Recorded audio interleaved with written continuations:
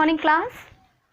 Last class में हमने क्या क्या देखा, चलिए थोड़ा सा रिवाइज करते हैं। जो हमारी फर्स्ट क्लास थी उसमें हमने देखा हिस्ट्री का क्लासिफिकेशन और उसको हमने 3 पार्ट्स में डिवाइड किया, प्रागैतिहासिक काल, आदि ऐतिहासिक काल और ऐतिहासिक काल। प्रागैतिहासिक काल का भी डिवीजन मैंने उसमें बताया है, आदि ऐतिहासिक काल का भी डिवीजन और ऐतिहासिक काल का भी डिवीजन। तो उसको इस क्लास को देखने से पहले आपको उस क्लास को यानी फर्स्ट क्लास को देखना बहुत ज़रूरी है। और डिस्क्रिप्शन बॉक्स में जो भी डिस्क्रिप्शन बॉक्स होता है मैं उसमें नीचे लिंक आपको दे दूँगी और आई कार्ड में भी कोशिश करूँगी कि मैं आपको लिंक प्रोवाइड कर दूँ। उसके बाद हम लोगों ने क्या देखा, प्रागैतिहासिक काल मैंने जैसा कि प्रॉमिस किया था आपको नेक्स्ट क्लास में पढ़ाऊंगी, लेकिन मैंने ज़रूरी समझा उससे भी पहले आपको मानव की उत्पत्ति एवं विकास के बारे में समझाना। तो बहुत छोटी सी क्लास है वो, और उसको देख लीजिएगा तो आपको मानव की उत्पत्ति एवं विकास के बारे में सारी जानकारी उपलब्ध हो जाएगी।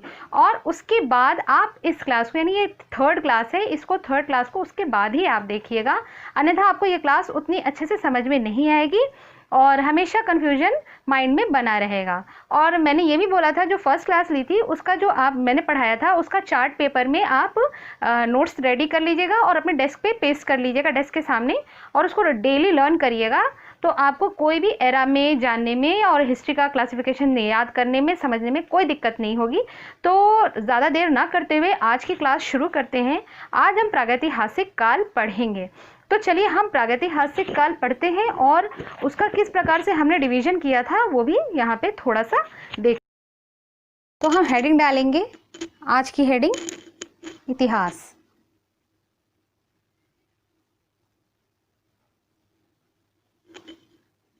ठीक है, और इतिहास में जो क्लासिफिकेशन हमने बनाई थी उसको रिवाइज करते हैं थोड़ा सा।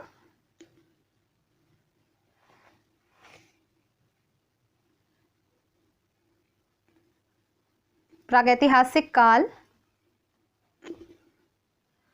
और उसके जो हमारे 3 सेक्शन थे, थोड़ा सा इसे भी देख लेते हैं। फर्स्ट सेक्शन था हमारा पुरापाषाण काल,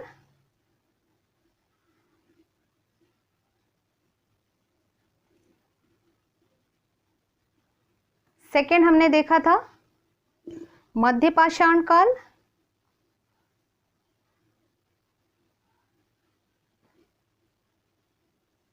और थर्ड हमारा था नवपाषाण काल। फाइन। डेट हमने क्या देखी थी पुरापाषाण काल की, अज्ञात काल से, अज्ञात काल से 8000 ईसा पूर्व तक। ठीक है, ये थोड़ा सा हम आपको लास्ट क्लास का रिवाइज करा रहे हैं। और 8000 से मध्यपाषाण काल 8000, क्योंकि यहाँ 8000 पे ये फिनिश हुआ है तो 8000 पे ही लमसम ये स्टार्ट होगा। 8000 ईसा पूर्व से 4000 ईसा पूर्व तक। ठीक है, ये हो गया। उसके बाद ये जो नवपाषाण काल है ये कब से स्टार्ट होगा, फिर ये 4000, क्योंकि यहाँ फिनिश हो रहा है 4000 पे, 4000 ईसा पूर्व से 2500 ईसा पूर्व तक। ठीक है, ये हो गया। अब हमने ये वाला जो पोर्शन है पुरापाषाण काल, इसको देखना है। तो पुरापाषाण काल को अगर हमें देखना है तो क्योंकि ये अज्ञात काल से शुरू हुआ तो इसको हमें बहुत लंबे पीरियड है, तो इस वजह से इसको हमें पार्ट्स में डिवाइड करना पड़ा। ठीक है, पार्ट्स में डिवाइड करना पड़ा। इसको भी हमने 3 पार्ट्स में डिवाइड किया।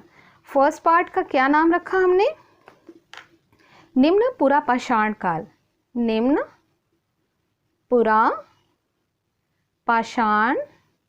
काल। नोट्स आप हमारे साथ ही बनाएंगे। दूसरा काल जो था इसका, उसका नाम हमने रखा मध्य पुरापाषाण काल। ठीक है, और जो थर्ड था हमारा पीरियड उसका नाम हमने रखा उच्च पुरापाषाण काल। ठीक है, तो आज हम लोग ये वाला टाइम पीरियड रिवाइज करेंगे। चलिए मैं एक बार आपको इसको रिवाइज करके दिखाती हूँ। ये आज हमने प्रागैतिहासिक काल स्टार्ट करना है। इसके 3 पार्ट्स हैं, पुरा पाषाण काल, मध्य पाषाण काल और नवपाषाण काल, जिसमें से आज हम पुरा पाषाण काल को एक्सप्लोर करने वाले हैं और जिसके 3 पार्ट्स हैं, निम्न पुरा पाषाण काल, मध्य पुरा पाषाण काल और उच्च पुरा पाषाण काल। इसमें से हम आज निम्न पुरा पाषाण काल को एक्सप्लोर करेंगे और बहुत अच्छे से। चलिए स्टार्ट करते हैं आज की क्लास। हमने क्या देखना है? निम्न पुरा पाषाण काल। निम्न पुरा पाषाण काल के बारे में थोड़ा सा देखते हैं। मानव के बारे में पहले देखते हैं कि मानव जो था, मानव वो किस प्रकार का यहाँ हो चुका था। उसका नाम था होमो इरेक्टस। ठीक है, होमो इरेक्टस। ये मानव जो था, ये मतलब पहला मानव था, ऐसा पहला मानव। चलिए इसके बारे में थोड़ा सा आपको बताते हैं। ये ऐसा पहला मानव था जो सीधे खड़े होकर चलना सीखा था। ठीक है, ये पहला ऐसा मानव था। और ये कब आया? ये निम्न पुरा पाषाण काल में इंट्रोड्यूस होता है। सेकेंड है हमारा औजार। औजार बहुत ही इंपॉर्टेंट रोल प्ले करते हैं। ये जो प्रागैतिहासिक काल के विषय में जितनी भी जानकारियां हैं वो मैक्सिमम अवशेषों, औजारों इन्हीं से प्राप्त हुई हैं। तो इनके बारे में विशेष रूप से आप याद रखिएगा। ये नुकीले औजारों का प्रयोग करने लगे थे।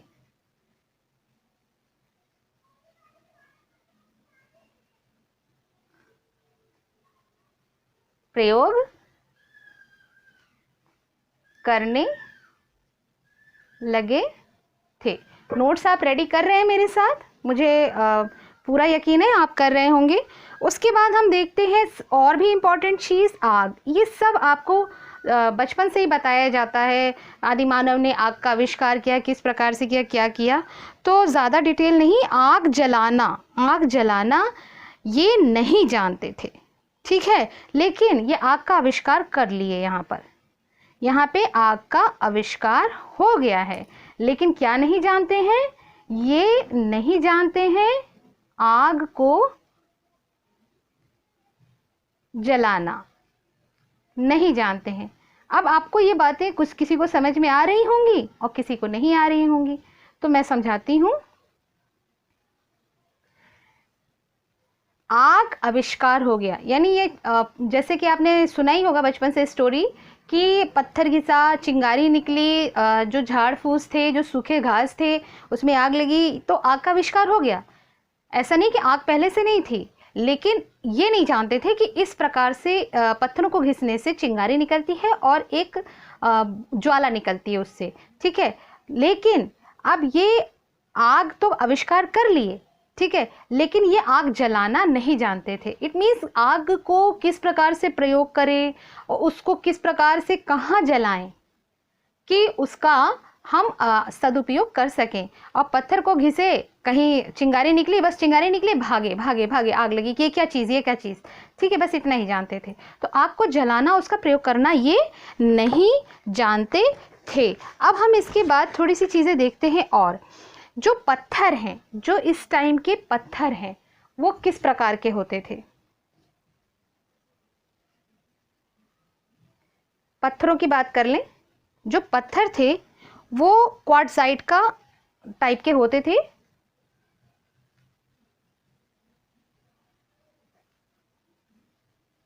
ठीक है, उसके बाद हम इनके थोड़े से उपकरणों को देख लेते हैं। उपकरण, हेडिंग क्या डालेंगे यहाँ? उपकरण की बात करें तो चॉपर, चॉपिंग, इनका बहुत ही मतलब इनका फेवरेट कह लो या ज़्यादा प्रयोग करने वाला उपकरण था चॉपर, चॉपिंग। ठीक है, और सर्वप्रथम उपकरण जो प्राप्त हुए हैं, ये प्राप्त हुए हैं सोहन नदी की घाटी से। तो सर्वप्रथम उपकरण प्राप्ति स्थल सोहन नदी घाटी।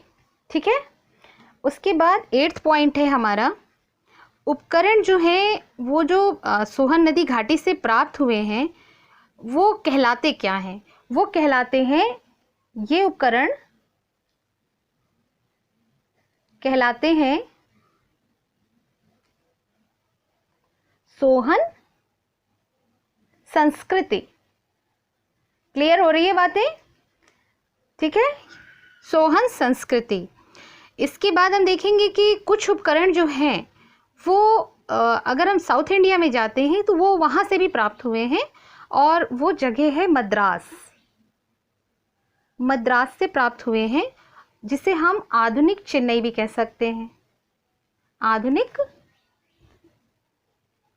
चेन्नई, ठीक है, आधुनिक चेन्नई भी उसे कह सकते हैं। और ये चेन्नई में भी एक पर्टिकुलर जो जगह है, उस जगह का नाम भी आपको पता होना चाहिए। चेन्नई के जो समीप बादम-दुरई है तथा अतिरमपक्कम है। कौन सी? बादम-दुरई। देखिए ऐसे सवाल पूछते हैं, यहाँ सवाल नहीं बनता है, जो क्वेश्चन बनता है वो यहाँ बनता है। बादम-दुरई और अतिरमपक्कम। ठीक है, बहुत इंपॉर्टेंट है ये पॉइंट। 10th है आपका पॉइंट, आपका ये तो आपकी मद्रास हो गई। और इसे क्या, इस संस्कृति को क्या कहेंगे? इस संस्कृति को हम बोलेंगे मद्रास संस्कृति। ठीक, कुछ एपरेटस आपकी जो मध्य नर्मदा घाटी है वहां से भी मिले हैं। मध्य नर्मदा घाटी,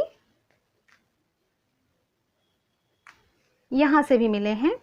और यहाँ पे भी पर्टिकुलर स्पेस है, जगह है, प्लेस है जिसका नाम है हथनौरा। ठीक है, यहाँ से मिले हैं। ये भारत का एकमात्र ऐसा स्थल है जहाँ से मानव की खोपड़ी मिली है। कौन सी जगह? हथनौरा। ठीक है, हथनौरा एकमात्र भारतीय स्थल है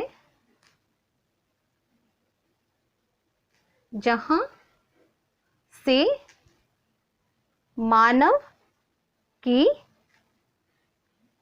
खोपड़ी मिली है।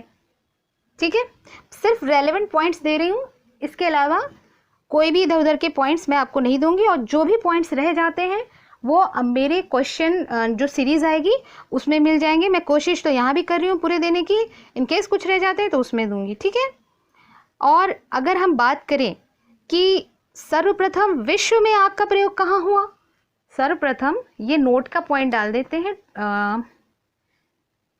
ये नोट का पॉइंट डालते हैं। ठीक है, सर्वप्रथम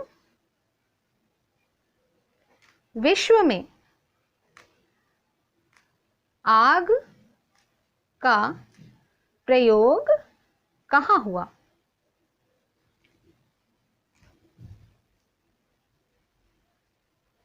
बताइए, कुछ आइडिया दे सकते हैं? जी हाँ, चीन, चीन में हुआ। ठीक है, पल्लवरम की अगर हम खुदाई की बात करें, अक्सर पूछते हैं पल्लवरम की खुदाई किसने की, यानी उसका एक्सकेवेशन किसने किया, तो उनका नाम है रॉबर्ट ब्रूसफुट। ठीक है, रॉबर्ट ब्रूसफुट।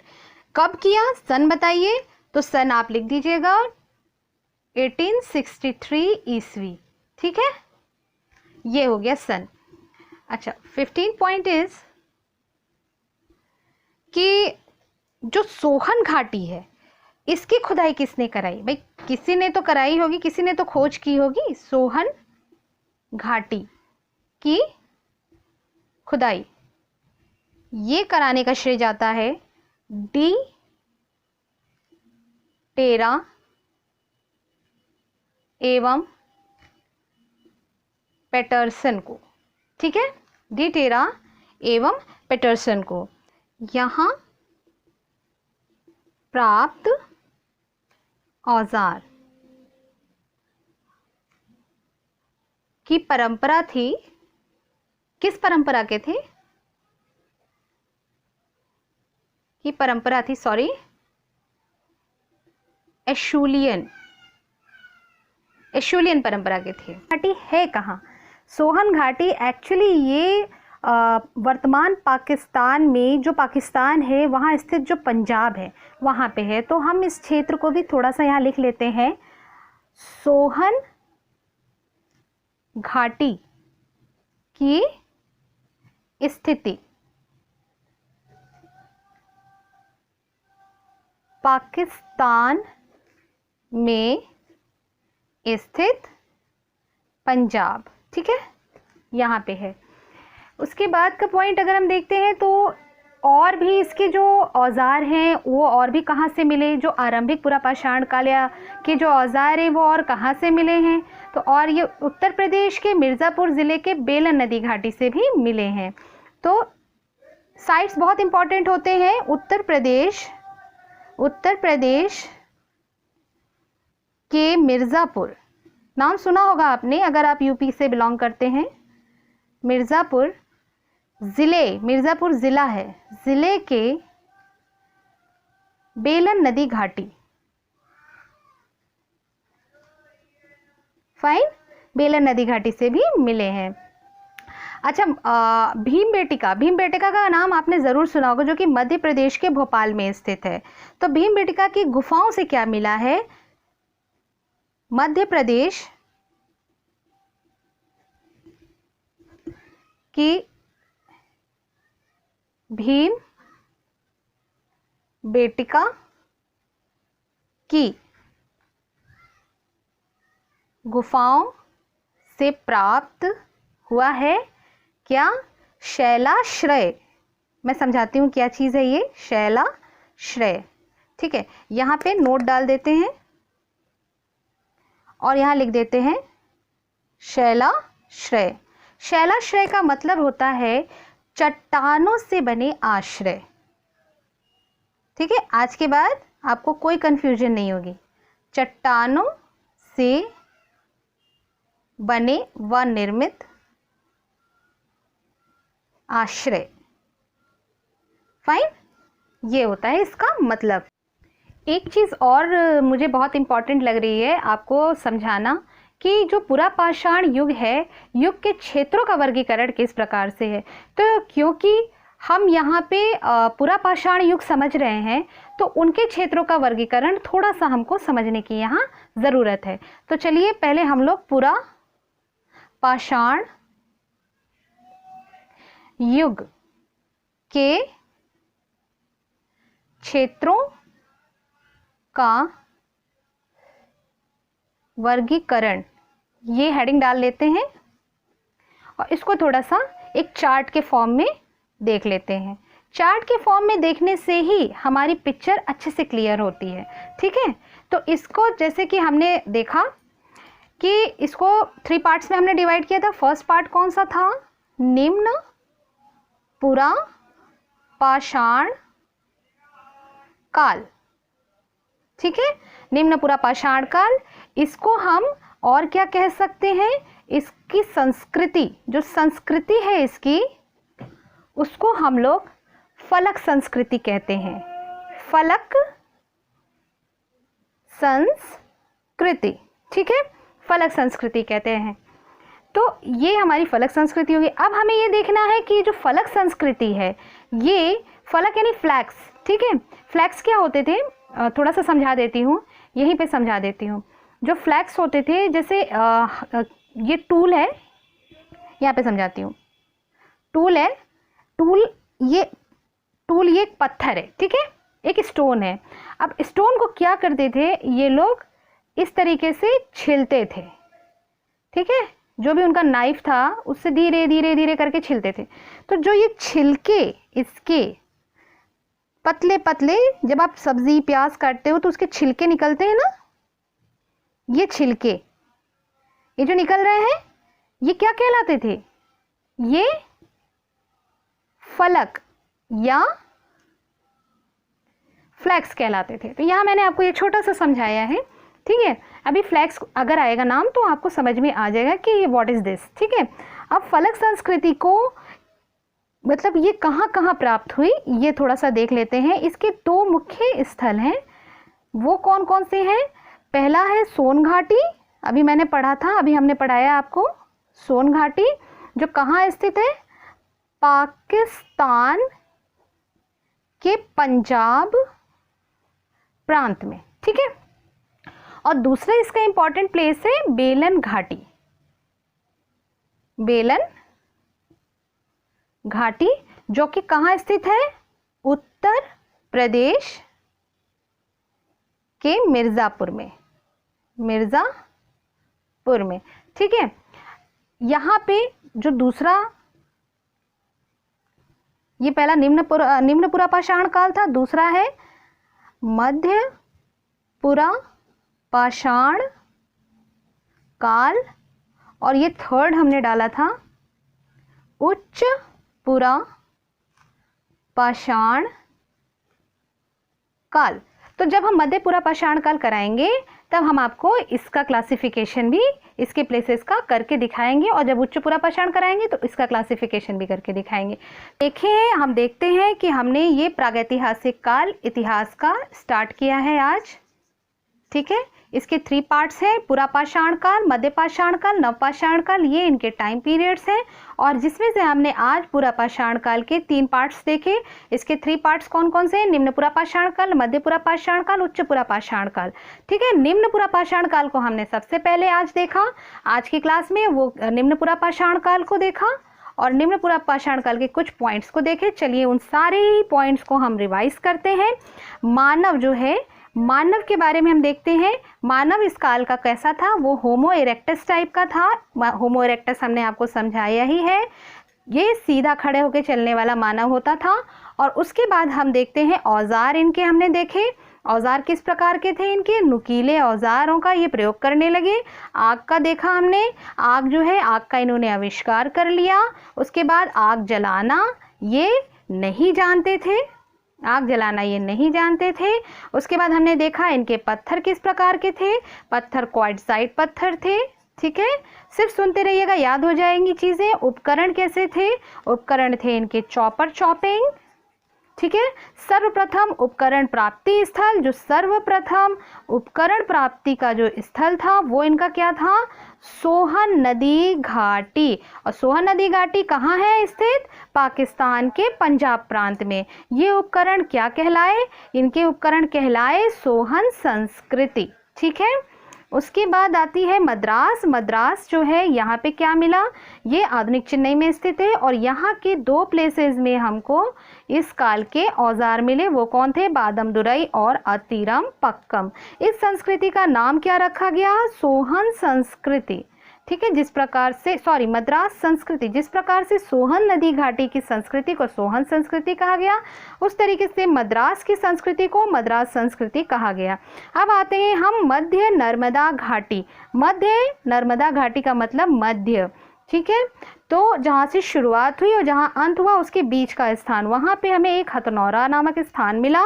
हथनौरा क्यों इम्पॉर्टेंट है ये भी थोड़ा सा देख लेते हैं। हथनौरा में एक मात्र भारतीय स्थल है जहाँ से मानव की खोपड़ी मिली है, और मानव की खोपड़ी उसी काल की मिली है, इसलिए इम्पॉर्टेंट है। सर्वप्रथम विश्व में एक नोट का पॉइंट था, विश्व में आग का आविष्कार या आग का प्रयोग कहाँ हुआ? चीन में हुआ। उसके बाद हमने देखा कि सर्वप्रथम हाथ की कुल्हाड़ी, सर्वप्रथम याद रखिएगा, सर्वप्रथम हाथ की कुल्हाड़ी, इसको कहाँ मिली? ये पल्लवरम में मिली। पल्लवरम कहाँ स्थित है? मद्रास में स्थित है। उसके बाद हमने देखा कि पल्लवरम की जो है ये खुदाई किसने की? पल्लवरम की खुदाई की रॉबर्ट ब्रूसफ्रूट ने। किसने की? रॉबर्ट ब्रूसफ्रूट ने। कब की? 1863 में। उसके बाद हमने देखा कि सोहन घाटी की खुदाई किसने की? सोहन घाटी की खुदाई किसने की? इसका श्रेय जाता है डी टेरा एंड पेटरसन को, ठीक है। यहाँ प्राप्त औजार की परंपरा क्या थी, यानी ये औजारों की परंपरा पूछ रहे हैं तो वो आप डालेंगे एशूलियन परंपरा। ठीक है, उसके बाद हमने देखा सोहन घाटी की स्थिति, जो कि हम पहले भी बता चुके हैं, पाकिस्तान के पंजाब में है। उत्तर प्रदेश के मिर्ज़ापुर ज़िले की बेलन नदी घाटी में भी यहाँ के औजार प्राप्त हुए हैं। ठीक है, उसके बाद हमने देखा मध्य प्रदेश जो है उसकी भीमबेटका नामक जो स्थान है, भीमबेटका नामक स्थान से क्या प्राप्त हुए हैं, शैलाश्रय प्राप्त हुए हैं। शैलाश्रय का अर्थ क्या होता है, चट्टानों से बने व निर्मित आश्रय। यहाँ पे हमने देखा पुरापाषाण युग के क्षेत्रों का वर्गीकरण, जिसमें हमने निम्न पुरापाषाण काल के क्षेत्रों का वर्गीकरण सबसे पहले आज देखा। वो कहलाती है संस्कृति, फलक संस्कृति। निम्न पुरापाषाण की संस्कृति अन्य क्या नाम है, फलक संस्कृति।